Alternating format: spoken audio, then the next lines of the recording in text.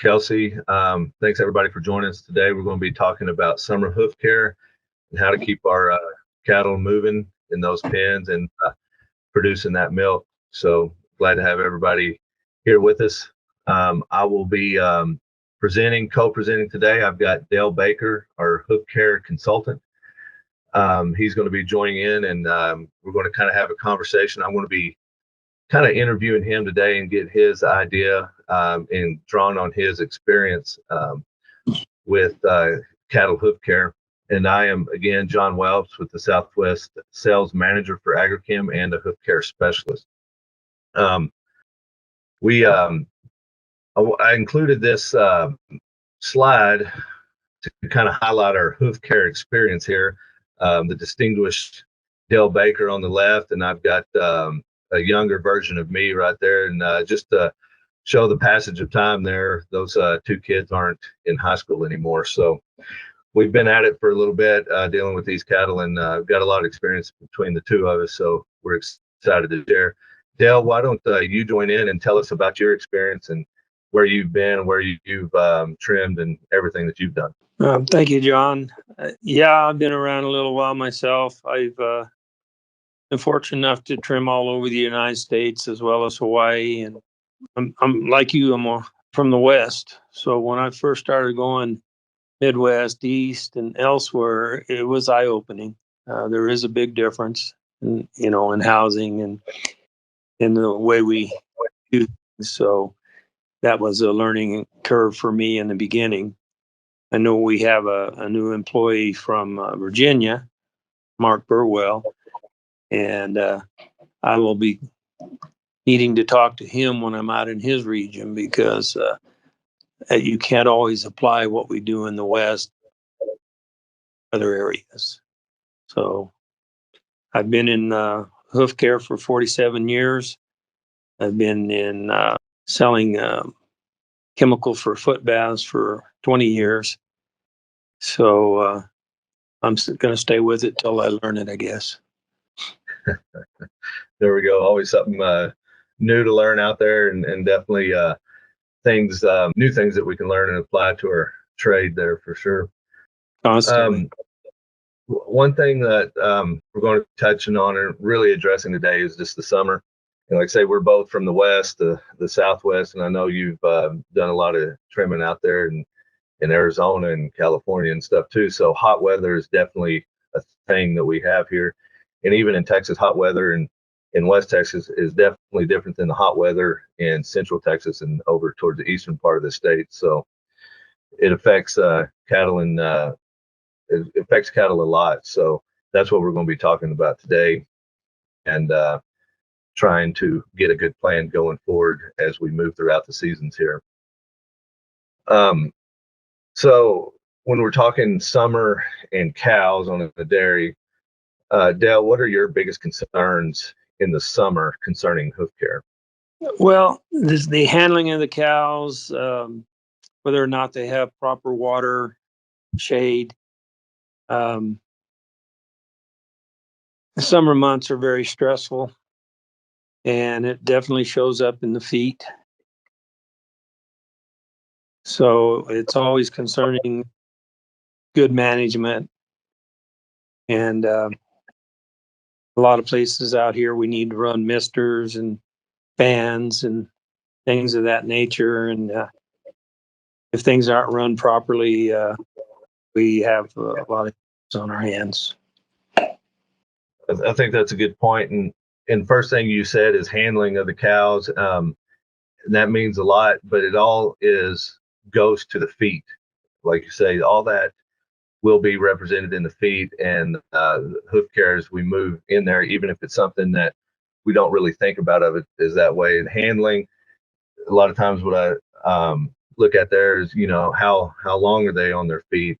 How are we being as efficient as possible? Are we letting these cows kind of be stress-free as much as possible?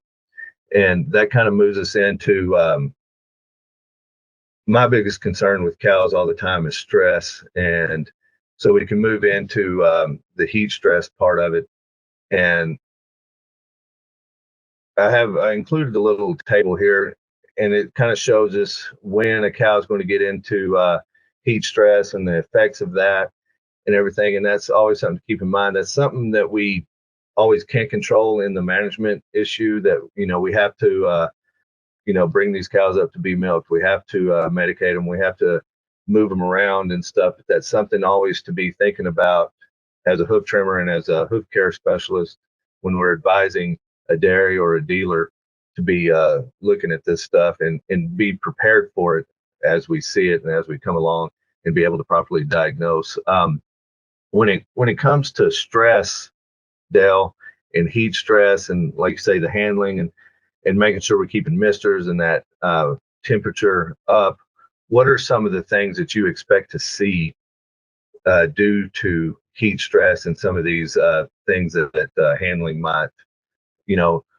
might bring about in the summer? Well, you're going to see probably some incidents of subclinical laminitis in the hooves. That's pretty much guaranteed. Heat stress. So cows are standing too long, and there are going to be issues there as well. There's a possibility of other forms of laminitis, but I see more subclinical during the summer month than any of the others. I included a couple pictures of some cows that I've seen over time. If you look close on the heel bulb here, you can see a horizontal crack where this cow, you can see the sore and the redness along the white line here, and like you say, the standing too long, them being stressed out, trying to find that. These are some things that maybe I look for, and can say, okay, they're, certain cows here are getting a little stressed and maybe standing a little long, and we're treating those here. So I included those just to get an idea of maybe kind of what you're talking about there. Is there any differences, like in this picture that you see here, that you might be looking for as far as something we can call subclinical laminitis, something you'd look for? More redness in the sole. There would, depending on the severity, there would be more swelling in the coronary band and things of that nature. When you start cutting into it as a hoof trimmer, you know what to expect. But yes, sir. And also too, to just help communicate that to the dairyman and kind of seeing what we're wanting to see, and then the amount that we're seeing, the percentage of cows there. What now? This is getting a good close-up view of the bottom of the foot after it's trimmed, so we can see some of the color changes and stuff coming from the sole and in through the hoof. What about when they're on the walk, when they're walking and stuff? What are you going to see there? well, you're gonna see a change in their gait. Again, depending on severity, you'll see a arch in the back, and not putting weight on the foot, depending on how much damage has been done. Now we're talking about heat and heat stress. So what are some of the things that we can do? And you touched on this with misters and other things that as a manager we can do, and as a hoof consultants that we can do to help our dealers and our dairymen mitigate this stress. I included this slide about on our facilities. So we have air movement, shade, and misters, and fly control. I put that down there. As we all know, flies can be a pest in a lot, and kind of affect the cows in a number of different ways. One thing that I wanted to hit on with fly control is what I see a lot, and it will be in the heat of the summer, will be dry, and those flies are keeping those cows up. They're keeping them cows bunching up under the shade if they have the shade, and they're not laying down, and this can definitely add to some hoof problems there. So when I see this, and then there'll be a rise in other problems, when I go in a dairy and it's that pen should be laying down, taking it easy, chewing their cud, you'll see a lot of these cows up, bunched up, and then they're causing a mess in that pen, and there can be a whole lot of things that come from that hygiene because they're standing in that mess. Have you seen that a lot? Yeah, unfortunately. You're more well-managed herds out here, not so much. But if they're ignored at all and the hygiene gets bad and they're standing, it's just going to end the issues we have. So when I get into the middle of the summer, that's one thing that I really look for is that fly control. Plus, because the air moving, the shade and the misters are something that, you put in, they get put in, and that's something that it takes a lot to manage that as well. But sometimes fly control can be a little bit harder to control depending on the year and stuff sometimes. And that will lead us into the hygiene part of summer hoof care. When you are looking at hygiene, just tell us everything that you're going to look at as far as hygiene when you're on a dairy, when you start walking a pen, you're looking for what could be better. What does hygiene mean to you on a dairy when it comes to the lower leg and hoof care? Question. I don't like to see a lot of slurry anywhere. Nobody does. Unfortunately, sometimes people are shorthanded and they'll say, there's a water line break or whatever it may be around the water trough and things of that nature where they're the cattle are exposed to a lot of mud. And if it's not taken care of, then you're going to have an issue with hygiene. I believe we have a hygiene chart. There you go. And I'm not going to start naming states, but Idaho's the worst I ever seen for hygiene. I mean, they bed with straw over there, a lot of their farms. But this lower leg hygiene scoring chart is kind of a tool that we can all use to just give us an idea of where we want to be, and you can see differences within a dairy on this lower leg hygiene sometimes from pen to pen, whether it, like I say, it's just something that an accident that's happened or a certain pen that's harder to keep clean. And this is something to keep our eyes on that could create more problems in a pen rather than the other pen. But something always to shoot for to stay as just as clean as possible is definitely going to get us a healthier foot as that cow walks around in the long run, especially. And this is a good study.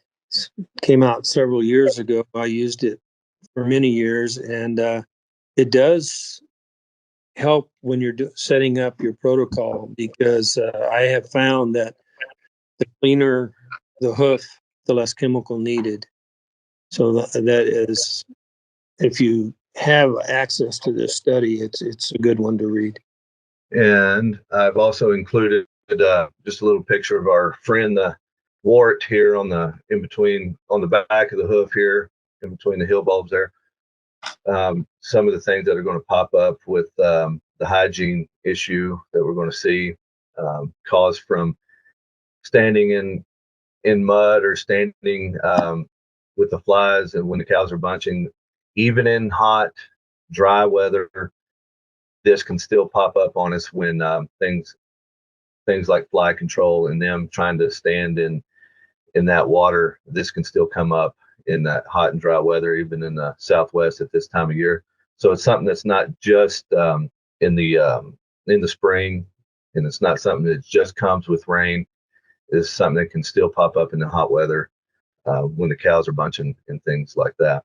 One thing I did want to include on this too is to be able to look and see if when we're in the summer, are these problems still problems that came from the spring or came from the winter?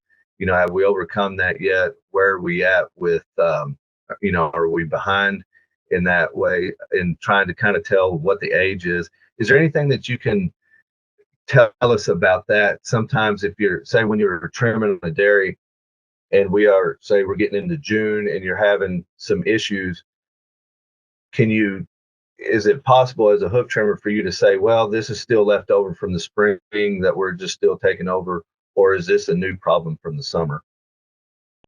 That's a good question as well. I guess what I'm saying is as far as the age of a wart or the size of a wart, can you look at it that way? Or, if if some of that, like say the is broken out in that heel, or an abscess is broken out, can we look at the age of that and say, okay, this is a problem that's a little older than just happening right now at the moment? Well, yeah, we can look at the severity of it, the size of it, and have an estimate as to whether this is a new event or if it had started, several weeks prior. Yes, sir. And I always think that's an important thing to be looking at when you're looking at stuff, is because sometimes as hoof trimmers and hoof consultants, we're looking in the past a little bit, or and seeing where the cows are at and where we need to go. Sometimes we're just taking care of problems that have been going on for the last maybe 2 months, and not necessarily looking at a brand new problem. But when so let's discuss some of the tools that we have that we can use to help determine where a dairy is at when it comes to hoof health. This is one thing that I've started. It's been a couple years ago, but Dale, tell me what you think about this. But in the summer, when you get in the heat of the summer, I always think that this is a really good time to really assess where our hoof health is as a whole dairy. Not something, because we're not in a transition stage as far as the weather is concerned. We're in the middle of summer. It's a good time to be taking care of the spring and preparing for the fall. So one thing that I've always suggested to do is, let's take a good hoof health audit right now. What are our percentages of lameness? How many warts do we have out there? How much laminitis do we have out there? Hoof rot, other things like that. I always feel like this is a good time of year to do that, just because right now our goal is to be at some of the better times of hoof health. What do you think about that? Because I feel like summer is kind of the end of a year and the beginning of a new year. No, that's a very good point. I agree. Um, it's good to assess the herd, but unfortunately, not all dairies keep good records. Those that do is very beneficial to look at, so you know what suggestions to make. So you really have to stay in contact with the trimmer, if it's in-house or professional, and get their input as well as your observations. And so that brings us to that vendor support. This is something we can make sure we're talking to our dealers, and bringing that support to the dairyman, of being able to help with those, even if there's not great record keeping on that, kind of giving them a report card of, hey, we can be better, or this is what we are doing that's good, and these are the practices that are helping, and here's some room for improvement that we could do, and that we're going to be able to see um, good things happen if we can implement them. I included this next slide here. This is something I got from you, Dale, on a presentation that you gave a few years ago, but it's kind of winter hoof care versus summer, and when a lot of our problems will come up. And it says that through January through March is when we can get a lot of more lameness on our dairy.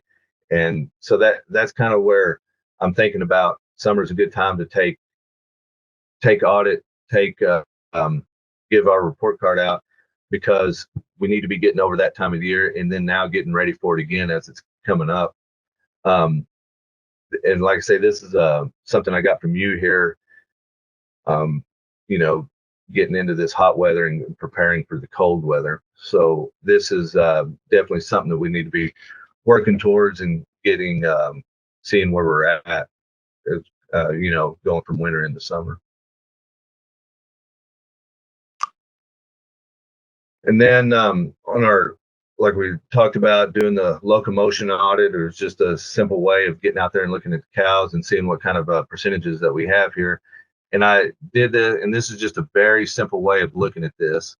and looking at our cows, we got grade one, 90, 95% or more are walking fine. When I say grade one, what I mean is they're walking fine, the cows are clean, and there's no issues with at all as they're walking, and they're keeping up with the herd and doing no problem there. And then when I go to grade two, if we're doing this audit and we're looking at this, grade two would be a cow that I consider. I even put some, if they're too dirty, the hygiene's not good, we can throw them in this. Or if they're starting to become where they could be at risk to becoming lame, this is something I'll throw them into this grade two. And this includes big feet, anything like that, or even the beginning of somewhat of a limp. Maybe it's a young wart. Maybe it's something that hasn't presented itself as far as what we can see yet, but that cow's getting somewhat uncomfortable, but she's also at this time, she's able to keep up with the herd. She's not the last one back there. And, but she does need some attention. And we want that to be at 5% or less of your cows. And then we move into grade three, which would be an obvious limp, the arched back, what you mentioned earlier, and she's not able to keep up with the rest of the herd. She's the one in the back of the pen when they're coming up to milk. She's the one that's last one to get up, and maybe we're even seeing some of her body score going down as far as her finish. Is there anything, why don't you add some on there of what you would see as grade one, grade two, or grade three? I know there's a lot of things out there that are a lot more exact than this, but this is something that we can even equip dairymen with, or anybody out there to go and just take a quick look at, say, even just a certain pen for that day and say, hey, are we within these numbers at all, and how are we doing? It's kind of obvious when you have a trained eye. When you're going into a pen, you know what you're looking for, and dairymen do as well. And so, that being said, you had mentioned on the cows at the end of the pen being your grade three, and that's kind of a good telltale sign because they will fall back. Most lame cows never lead the herd in. That's a good thing too. As far as grade two and one, it's just grade one, you're pretty much everything is working right, and hygiene is good, and probably the bedding is good as well. So they're getting the rest that they need and not standing any longer than they should. Grade two will be not quite as good. And then, like I said, in grade two, I even like to put, cows that, with their feet just don't quite look right. Even if they don't look good and they're still walking around, and I don't like the way that they're balanced on there, I'll throw all those cows into grade two as well. So you can throw. That's an excellent point. But things have changed so much. Years ago, they didn't trim a cow unless all 4 feet were, bad. And then you get into herds where they trim more frequently, as they should. Then just a cross toe becomes a concern. It's changed over the years considerably. And of course, that can depend on dairy from dairy. But that grade two, once that gets above 5%, and if you're pretty strict on that when you're doing this, I always feel that that's a good sign of, or something that let us can get a crystal ball and say, okay, look, I know they're not crippling up right now, but I see a lot of these grade two cows, and that can maybe give us a little idea that in the future there may be something that we that's going to bring us to more lames in the future and get these cows from grade two to grade three. So if we can treat those early in that grade two and get them back to grade one, we'll be in a good shape. So that's that grade two is always one that I tend to throw in there, probably maybe a little more strict than other people, but I always feel that that's our greatest report card on where we're at. I also wanted to include about our cattle hoof health clinics. We are more than willing to help out our customers, showing up, helping your in-house trimmer helping train people that we can take care of those grade 3s right then. If we're using a professional hoof trimmer that's taken a while, that maybe they're coming in once a week, do we have a guy that can treat cows and look at things and go that way? So we definitely have the people and we have the resources to do that. So this is something that me and Dale, and then like I say, our new guy. When you say new guy, he's new to agrochem, but he's been around for in hoof care world. So we definitely got guys to go out there and really help with this. If this is something that a dairyman wants, we can come on site and help educate people to take care of some of these cows that are out there. That's something as dairymen and dealers to ask about, and that's something for us to go out there and sell to get our hands dirty and get with these cows. Let's go back to that. I want to and Mark, right? We do y'all tell us about your experience with training guys and stuff? I'm sure y'all have plenty of experience with that. You want to share some of that, Dale?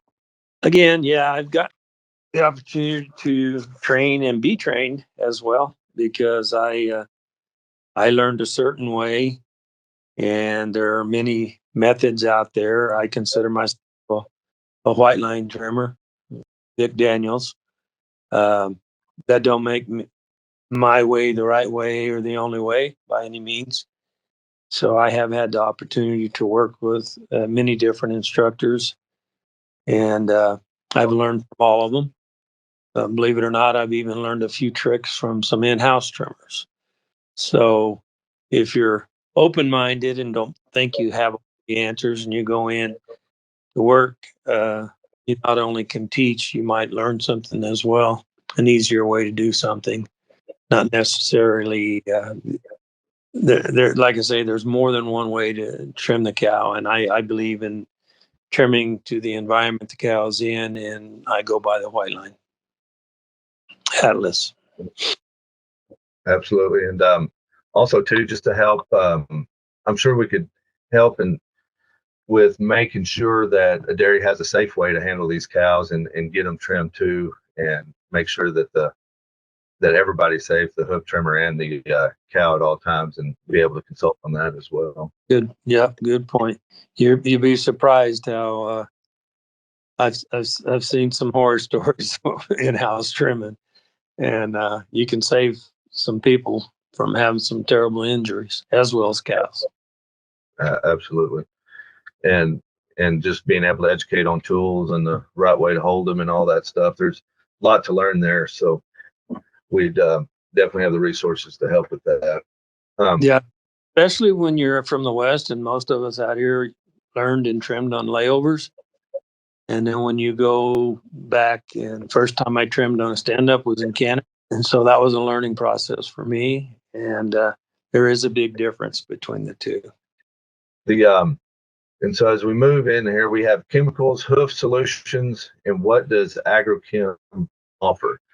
So so moving from the looking at the cows, figuring out where we're at, what issues that we may have on a particular place. From there, now we've got all that figured out supposedly. So now, what are our solutions, and what can we offer as a company?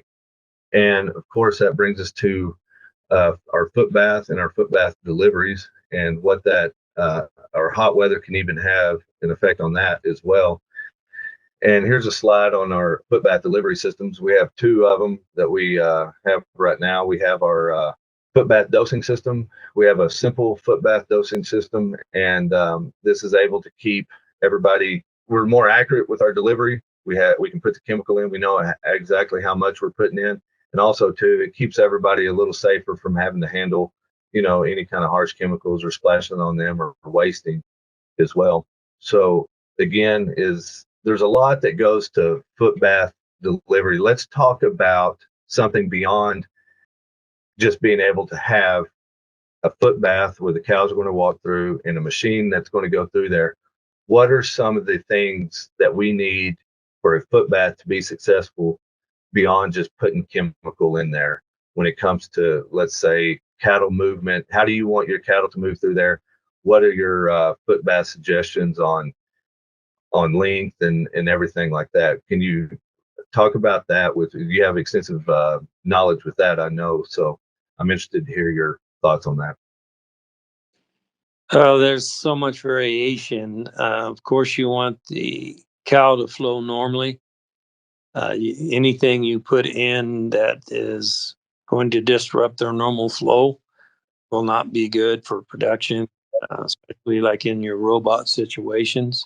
As far as size of a foot bath, I have a preference, but we're going to have to deal with the environment and the dairy and the setup every time we go into a dairy. We're going to make our recommendation. If you're dealing with a very narrow lane, we're going to have a narrow bath. I prefer them to at least get 3 steps. But most of the dairies, in all honesty, in Arizona are 12-foot. So we have huge baths, 300-gallon foot baths.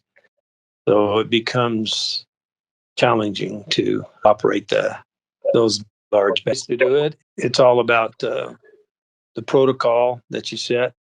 Like I say, keeping the cows flowing in a natural way so that we're not causing them to have any injuries or fight going through the foot bath.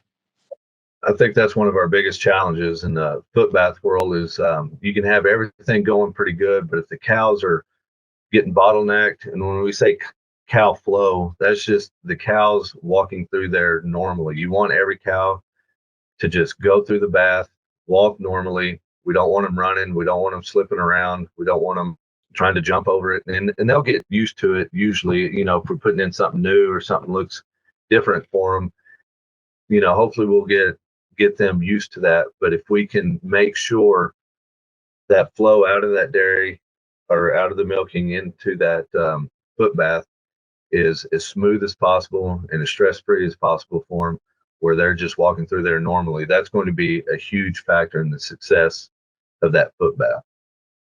Yes, sir. So let's discuss chemicals and chemicals during the hot weather months.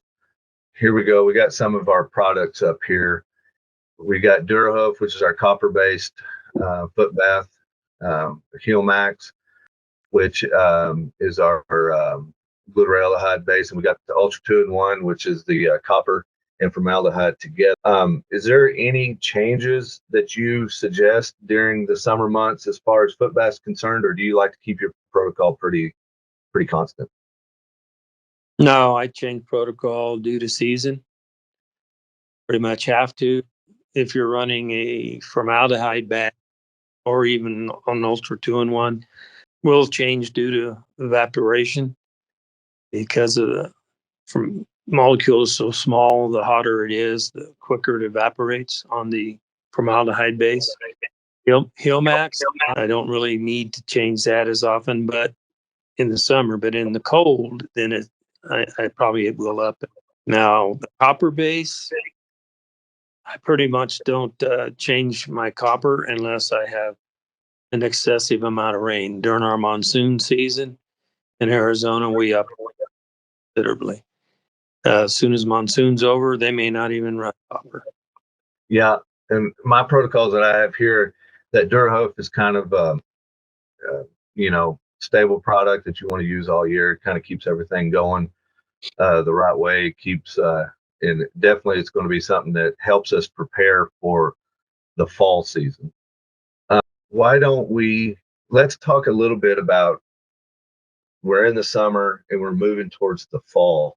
And I included this just to go back, as Dale was talking about the formaldehyde, and we have this in colder temperatures, and we talk about how formaldehyde can kind of slow down in colder temperatures.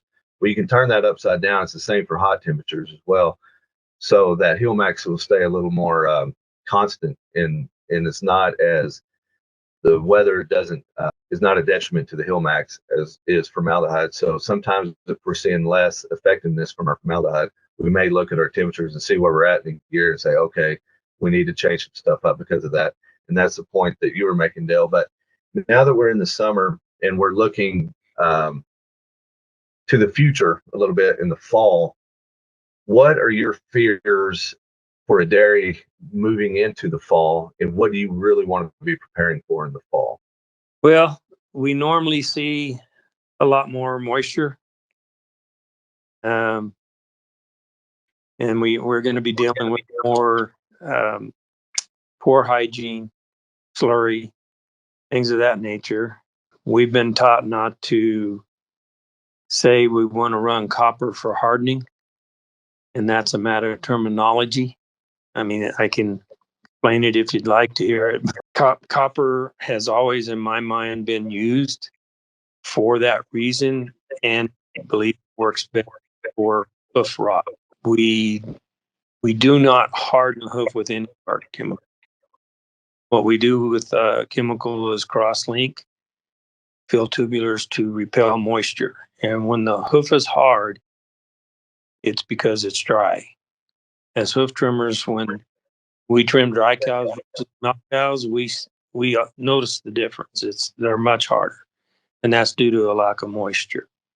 So by cross-linking and repelling moisture with copper or heel max, and actually formaldehyde can repel moisture too, just not as it's not efficient in my opinion for heel max. Absolutely. And when we're getting into late summer and we're starting to think about October and down here in Texas, I really start pushing the Durahoof, and we may up the day of a Durahoof bath, just to help prevent against that hoof rot and that swelling that you get in that time of year. That seems to be the year that it really kind of Yeah. comes on and can be a headache. Yes, sir. I agree. And if we can, and we do have the products, and that Durahoof is a great way to really be preventative against that issue coming up. So not only do we need to think about our foot bath products and any of our protocol as treating something right now, but also preventative nature and moving stuff towards in the future. We also have a decent amount of products for direct application. Um, I do. I'm a big fan of the Hillmax paste and the Hillmax spray. It's really going to take control over issues of if you have a wart that's really set in there and we're needing to get rid of that, and we have an issue going that way, I think these direct application can really go fast forward on getting these cows over that. What direct applications have you used out there that you like and that you suggest, and at what times do you use them? I have used all of them, and depending on the time of the year and the situation, I have liked all of them. um, the paste and the spray are probably my favorite. They're easy to use. I really don't use the paste if it's an M1 or smaller uh, type wart. And the bigger warts, I will use the paste. Also, I've recommended, especially if they're not able to use a foot bath, the topicals are basically all they have to. So during, it's not so much Arizona or California or Texas, but back where it gets really cold and they're unable to run them for some time, these are a perfect option to maintain and keep the warts from uh, getting well established and